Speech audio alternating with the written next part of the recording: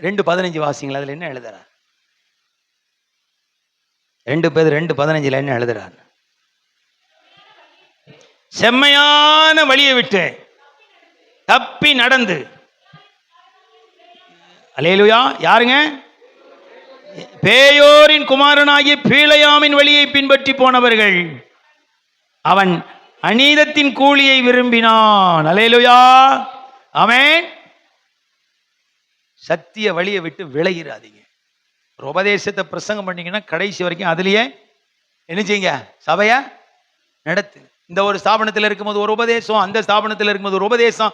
எத்தனை ஸ்தாபனத்துக்கு தான் உங்களை வித்து போடுவீங்கன்னு உங்களுக்கு தெரியல. எந்த ஸ்தாபனம் கேட்டாலும் உடனே கையெழுத்து தான். உங்களுக்கு 3000 தாரேன், எங்க ஸ்தாபனத்தில் சேர்ந்துருங்கன்னா உடனே கையெழுத்து வரும் பாருங்க. வியாகமா ஒரு கரகரன்னு ஒரு கையெழுத்து. அப்புறம் 10 நாள் கழிச்சு இன்னொரு ஸ்தாபனத்தில் 4000 தாரேன்னா அப்புறம் அங்க உடனே ஒரு கையெழுத்து. ஏனாங்க? சத்திய வார்த்தை சபையில நல்ல பிரசங்கிக்கப்படணும். அவர் அதான் சொல்றாரு. 2:15 அழகா எழுதுறாரு. என்ன எழுதுறாரு? சத்திய செம்மையான வழியை விட்டுறாதீங்க. மனுஷனுக்கு செம்மையாய் தோன்றுகிற வழிகள் நிறைய இருக்கு. வேண்டாம். கர்த்தர் எழுதி வைத்திருக்கிற சத்திய வழிதான் செம்மையான வழி. கெட்ட பழக்க வழக்கம், காம விகாரம் இதெல்லாம் வேணாங்க. பீலையாமுக்கு ஆசை அதிகம், பொருளாசை. அதனாலதான் இந்த ராஜா சொல்லி அனுப்புறான், உண்மை நல்ல கணம் பண்ணுவோம். தோத்திரம் எப்படி கணம் பண்ணுவோம்? நல்ல கணம் பண்ணுவோம். வேண்டாம். சத்திய வழியை சபையில போதித்து சத்திய வழியில ஊழியக்காரங்க நடக்க பிரயாசப்படுங்க. சத்திய வழிக்கு புறம்பா கிடைக்கிற காணிக்க வேண்டாம். சத்திய வழிக்கு புறம்பா கிடைக்கிற ஆசீர்வாதம் நமக்கு வேண்டாம். தோத்திரம். ஆமென், ஆமென். வேணாங்க. செம்மையான வழியை உண்டு, அதுதான் சத்திய வழி. நீங்க இப்படிலாம் வாழலைன்னா எது தூசிக்கப்படும்? சத்திய மார்க்கம் தூசிக்கப்படும். வேதத்தை புரட்டுகிறவனால் சத்திய மார்க்கம் தூசிக்கப்படுகிறது. தந்திரமாய் நடக்கிறவனால் சத்திய மார்க்கம் தூசிக்கப்படுகிறது. மாமிசை இச்சையினால் சத்திய மார்க்கம் தூசிக்கப்படுகிறது. டிவி ஐயோ பேசுறான் பாருங்க. என்னத்துக்குங்க சத்திய மார்க்கம் தூசிக்கப்படுது? நெஞ்செல்லாம் வெடிக்குது. வேண்டாங்க. இந்த பாசி இப்படியா? ஐயோ, ஒவ்வொரு வார்த்தையும் செய்தியில் அறிக்கை பண்ணும்போது மனசு இடிக்குது. ஒருத்தன் 10 பேர் வக்காலத்து வாங்குறான், 10 பேர் நியாயமானதுன்றான், 10 பேர் என்ன நடந்துச்சு தெரியலாங்கான். என்னன்னே ஒண்ணுமே புரியலைங்க. சத்திய மார்க்கம் தூசிக்கப்படுதே. சத்திய மார்க்கம் தூசிக்கப்படுகிறதுக்கு செம்மையான வழியை விட்டு போனதுனால தானே. வேண்டாங்க. கண்ணியமா நடந்துங்க. விசுவாசிக்கிட்ட, ஊர் ஜனங்கிட்ட கண்ணியமா நடங்க. யார் சோறு போட்டாலும் போய் இந்த பாவி பயலுக்கு அறிவு இருக்கா? ஆமானுங்க. ராஜா கூட போய் எஸ்தர் சோறு போடுறான்னு போயிட்டான். அங்கதானே சாவு இருக்கு. தெரியல பாவி பயலுக்கு. கண்ணு கொஞ்சம் திறந்திருக்க வேண்டாமா? இந்த அம்மா ரொம்ப நம்மளை கூப்பிடுது. அது அவனுக்கு ஆசை வந்துட்டு இது நம்மளை நேசிக்குதுன்னு நினைச்சிட்டான். இது நம்மளை நேசிக்குது, அதனாலதான் ராஜாவோடு கூட என்ன கூப்பிடுதுன்னு சொல்லிட்டு இந்த பையன் முதல் நாள் போயிட்டு வந்துட்டான்.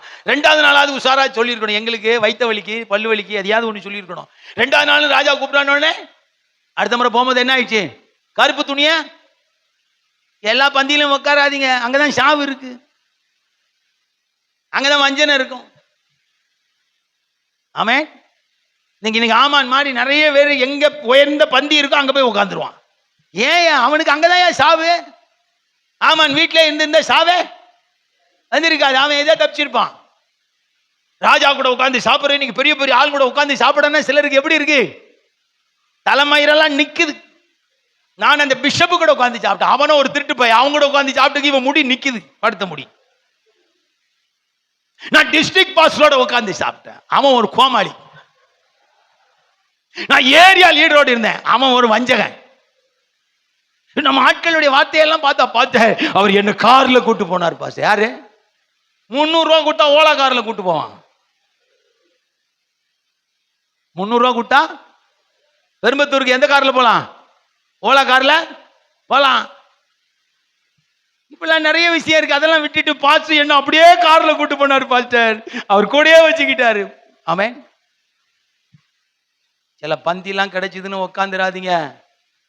சில கணம் கிடைச்சதுன்னு நினைச்சாதீங்க. அது செம்மையான வழி அல்ல. வேதத்துக்கு புறம்பா வாழ்ற ஒருத்தரையும் என் மனதில் வைக்க எனக்கு இடமில்லை.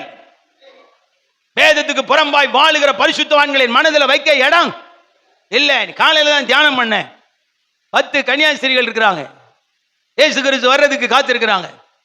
கண்ணி கழியாது சிரிங்க, மனவாட்டி சிரிங்க. மணவாளன் வரும்போது 5 பேர் போயிட்டாங்க, 5 பேரு போல. ஆனா அவங்க கிட்ட பரிசுத்தம் இல்லையா? கற்பு அப்படியே இருக்குன்றாரு. பரிசுத்தம் கொலையாம இருக்கு, கற்பு கொலையாம இருக்குது, உண்மை உத்தமா எல்லாமே இந்த பெண்கிட்ட இருக்கு. ஆனா அது கூட என்ன செய்யல, பிரயோஜனப்படல. வசனம் இல்லாத பரிசுத்தம் பிரயோஜனப்படாது, வசனம் இல்லாத உத்தமம் பிரயோஜனப்படாது, வசனம் இல்லாத நீதி பிரயோஜனப்படாது, வசனம் இல்லாத நியாயம் பிரயோஜனப்படாது, கைவிட்டு போயிடுவார். ஆண்டவரே, அந்த 5 ஸ்திரீகளை போல எங்ககிட்டையும் கற்பு கொலையாம வச்சிருக்கிறோம், எங்களை கூப்பிட்டு போங்கன்னு சொல்ல முடியலையே. நாங்களும் உமக்காக உண்மையா உத்தமா காத்திருந்தோம், கொஞ்சம் அசந்து தூங்கிட்டோம், எங்களை கூட்டு போயிருங்கன்னு சொல்ல முடியலையே. உங்க பரிசுத்தம் உபயோகப்படணும், உங்க உத்தமம் உபயோகப்படணும், உங்களுடைய உண்மை உபயோகப்படுற மாதிரி வாழுங்க. அதுதான் செம்மையான வழி. தோத்துறோம். ஆமென். உங்களால சத்திய மார்க்கம் என்ன செய்யப்படக்கூடாது, தூசிக்கப்பட. கோபமே வந்தாலும் வீட்டுக்குள்ளேயே சண்டையை போட்டுட்டு நீங்க வீட்டுக்குள்ளேயே சரியாயிருங்க. விசுவாசிக்கு சண்டை, ஊழியக்காரருக்கு சண்டை போட்ட விசுவாசிகளுக்கு, அம்மா அப்பாவுக்கு, மாமியார் மாமனாருக்கு, வேற யாருக்கும் நீங்க 2 பேரும் சண்டை போட மாட்டீங்கன்னு சொல்ல மாட்டேன். சண்டை வரும் வீட்டுக்குள்ளே சிலருக்கு. சண்டையை போடுங்க, தோத்திரம். ஒரு நாள் கட்டில் அந்த பக்கம் இந்த பக்கம் திரும்பி படுக்கவே கூடாதுன்னு பைபிள் சொல்லுது. சூரியன் உடனே திரும்பி படுத்துருங்க. 2 பேரும் முகம் பார்த்து படுக்கணுமா? அப்படிதான் பைபிள் சொல்றதா நான் பரிசைங்கிறேன். ஆமென்.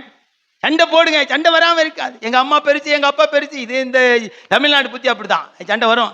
எங்க வீடு எப்படி தெரியுமா, ஐயோ நான் எப்படி வளர்ந்தேன்னு தெரியுமா, சரி வரும், சண்டை போடுங்க விடுங்க, சமையல் கூட பண்ணாதீங்க, ஹோட்டலில் கூட வாங்கி சாப்பிடுங்க, நைட்டு 2 பேரும் ஒன்றா படுத்துங்க, வேலை முடிஞ்சிருங்க. சண்டையை போட்டுக்கிட்டு பிரச்சனையை பண்ணிக்கிட்டு அது அடுத்த நாள் வெட்டி பேசுவாங்க. மனைவி வெட்டி பேசுனா புருஷனுக்கு கோவம் வரும். அப்புறம் புருஷன் எப்படி பேசுவாரு, ஜன்னி வந்த மாதிரி வெட்டி பேசுவாங்க. கோவம் வந்து அப்படிதான். அந்த சண்டை அன்னைக்கே முடிஞ்சிச்சுன்னா வெட்டி பேசவே மாட்டாங்க. இந்த சண்டை இந்த அப்படியே ஒரு நைட்டை தாண்டி அந்த சண்டை அப்படியே எக்ஸ்டன் ஆச்சுன்னு சொல்லுங்களேன். காலையில் அவர் காப்பி கேட்டான், இந்த அம்மா அப்படி வெட்டிட்டு போவாங்க. ஏன்னா இவருக்கு என்னது, ஜன்னி வந்துருச்சு இந்த அம்மாவுக்கு. ஆமாம், இவருக்கு காப்பி வர யோக்கியத்துக்கு கேட்கணும், இவர் யோக்கியனுக்கு காப்பி வர தேவை அப்படின்னு அந்த அம்மா வெட்டி பேசுவாங்க. இவருக்கு அப்பளம் வெட்டிவார். ஓடி காப்பி தானே தர மாட்டேன், யார் கொடுத்தாலும் வாங்கி குடிக்கிறேன் பாரு.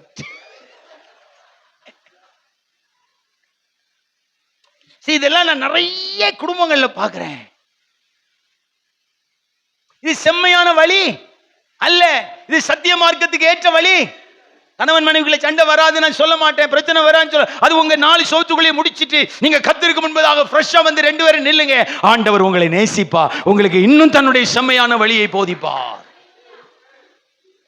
உங்கள் நிமித்தம் சத்திய மார்க்கம் தூசிக்க தயவு செய்து சத்திய மார்க்கம் தூசிக்கப்படாதபடி வாசம் பண்ணுங்க. இன்னொரே ஒரு வசனத்தை சொல்லி முடிக்கிறேன். 2-3 வாசிங்களேன். 2 பேர் 2 அதிகாரம் 3 வசனம். பொருள் ஆசை உடையவர்களாய், பாருங்க எவ்வளவு அழகா ஊழியக்காரங்களுடைய கேவலமான புத்தியை சொல்றார். ஊழியக்காரங்களுடைய கேவலமான புத்தி.